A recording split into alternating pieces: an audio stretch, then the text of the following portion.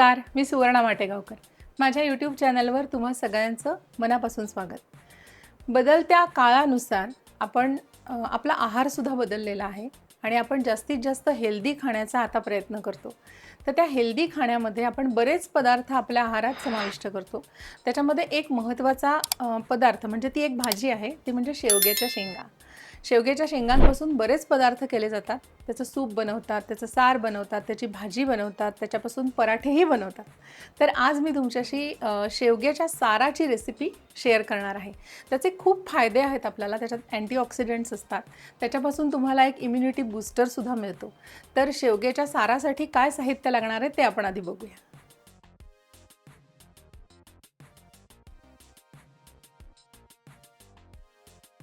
शेवग्याचं सार करण्यासाठी हे सगळं साहित्य आपल्याला लागणार आहे. ते कसं वापरायचं आहे ते मी तुम्हाला समजावून सांगते. या शेवग्याच्या शेंगा आहेत, या 2 घेतल्या आहेत मी मोठ्या. याच्यामध्ये कुकरमध्ये साधारण 3 शिट्ट्या करून त्यात थोडं पाणी घालून मी ह्या अशा शिजवून घेतलेल्या आहेत. अशा मऊसर होतात त्या. त्याच्यानंतर कोथिंबीर लागणार आहे, मीठ चवीप्रमाणे लागणार आहे. हा मिसळणीचा डबा आहे. ह्याच्यामध्ये मोहरी, जिरं, त्याच्यानंतर तिखट आणि हळद एवढं आपल्याला लागेल. हिंग आपल्याला लागेल, पाणी लागेल, गूळ पावडर थोडी आहे, चिंचेचा कोळ आहे, त्याच्यानंतर ओलं खोबरं आहे, बारीक चिरलेली एक मिरची आहे, साजूक तूप आहे आणि कढीपत्ता आहे. कोथिंबीर आपल्याला त्याच्यात घालायची. तर आता आधी आपल्याला एक प्रोसेस करून घ्यायची आहे. त्याच्यासाठी मी हे स्टेनर तुम्हाला दाखवायला आणलं आहे. ह्या ज्या शेवग्याच्या शेंगा आहेत त्या ह्याच्यामध्ये टाकून याचा गर काढून घ्यायचा आपल्याला. तर तो काढून घेतल्यानंतर पुढची प्रोसेस आपण काय करायची ती आपण करूया.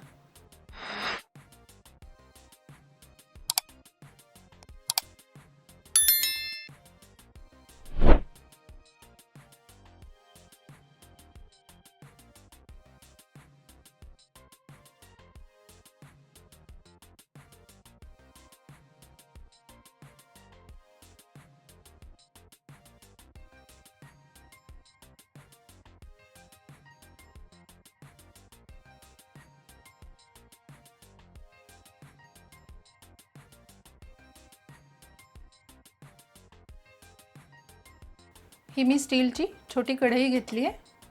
त्याच्याखाली मी गॅस लावते. हे बघा, त्या 2 शेवग्याच्या शेंगांचं हा कोळ काढलेला आहे मी. हा एवढा झालेला आहे. म्हणजे हा 2 व्यक्तींकरता सार हे अगदी व्यवस्थित होईल. तर मी 2 व्यक्तींकरताचं दाखवते. एका वेळेला 2 व्यक्तींना पुरेल एवढं सार ह्या गरापासून तयार होईल. तर आपण पुढची प्रोसेस करूया. साजूक तूप घातलं आहे.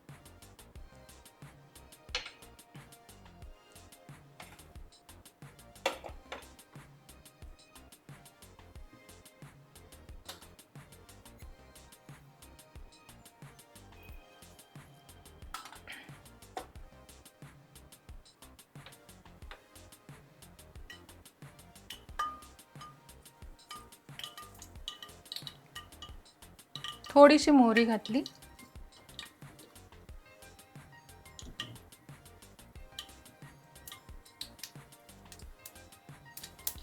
थोडंसं जिरं,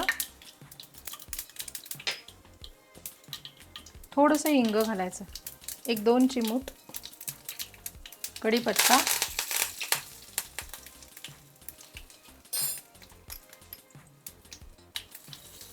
थोडे मिरचीचे तुकडे घालायचे. वा, याचा एक सुंदर खमंग असा सुवास येतोय फोडणीचा. आता हळद घालायची आपली, थोडीशी हळद, अगदी थोडं तिखट घालते. आणि आता हा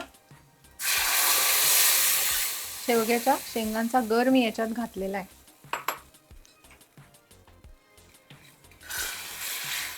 हा घट्ट आहे थोडा.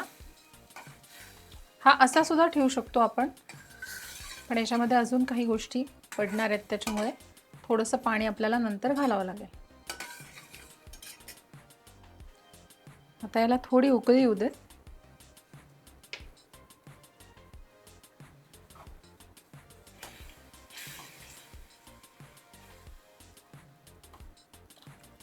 शेवग्याच्या शेंगा लहानपणापासून आजी, मावशी, आत्या सगळे सांगत होते की खायला पाहिजेत, खायला पाहिजेत. पण त्याचे आपल्याला उपयोग काय आहेत हे आता कळायला लागलं. तेव्हा जाणीवपूर्वक या गोष्टी आता आपण करायला लागलो. आता याला उकळी आलेली आहे. याच्यामध्ये मी चिंचेचा कोळ घालते. मी तो कोळ साधारणतः 3 चमचे मी घेतलेला होता, पण आता ही क्वांटिटी बघून मी थोडा कमी घालणार आहे.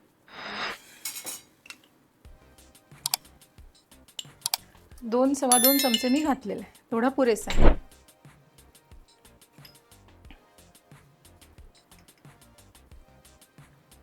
गूळ घालते. ही जी क्वांटिटी आहे म्हणजे चिंच, गूळ ही तुम्ही तुमच्या आवडीनुसार कमी जास्त करू शकता. आता यात मी थोडंसं पाणी घालते. बस.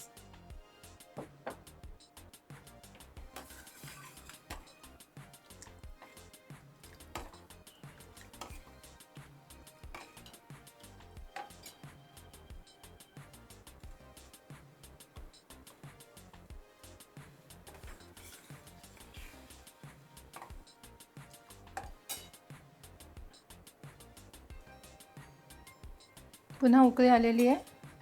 आता मी याच्यामध्ये ओलं खोबरं घालते. ते तुम्ही भरपूर घालू शकता.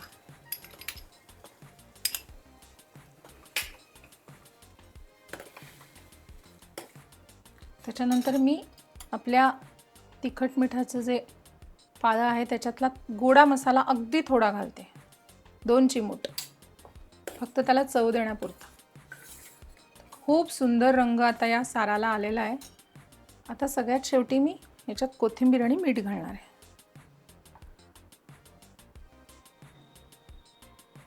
कोथिंबीरीने सुद्धा त्याला एक खूप सुंदर स्वाद येतो.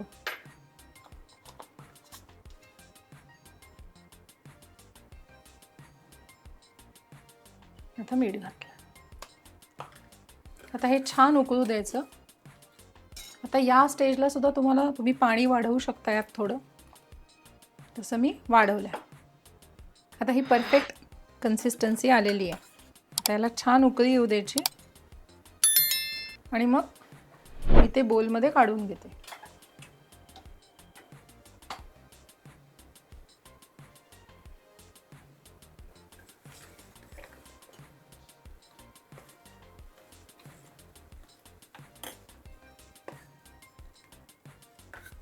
हे चांगलं मिनिटभर तरी उकळायला पाहिजे, म्हणजे त्यातले जे सगळे साहित्य आहे त्याचे एकजीव होतं ते आणि स्वाद चांगला येतो.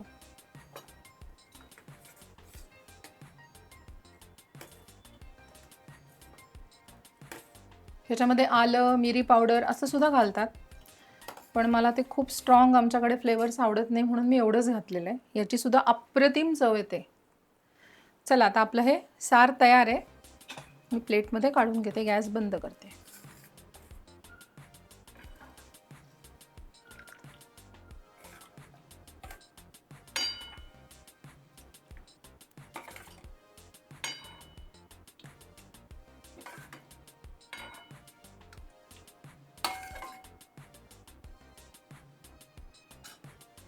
हे बघा.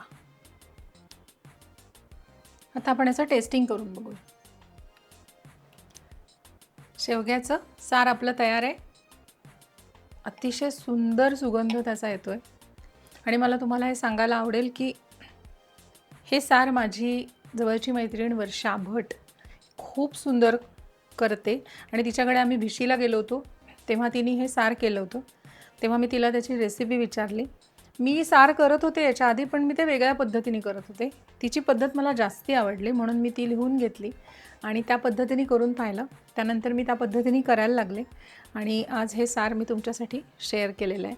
कसं झालं आहे बघते.